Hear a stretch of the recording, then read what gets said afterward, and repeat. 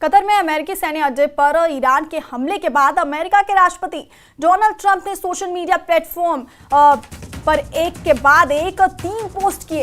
Trump ने कहा कि ईरान ने हमारे द्वारा उनके परमाणु ठिकानों को नष्ट करने का जवाब दिया, लेकिन उनका जवाब बहुत कमजोर था जैसा हमने उम्मीद की थी और हमने इसे आसानी से रोक लिया। मुझे खुशी है कि कोई भी अमेरिकी घायल नहीं हुआ और लगभग कोई नुकसान नहीं हुआ।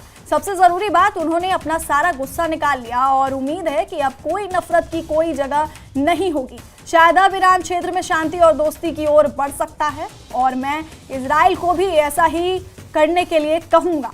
तो ये हमले के बाद जिस तरह से अमेरिकी राष्ट्रपति डोनाल्ड ट्रंप ने कई ट्वीट्स किए,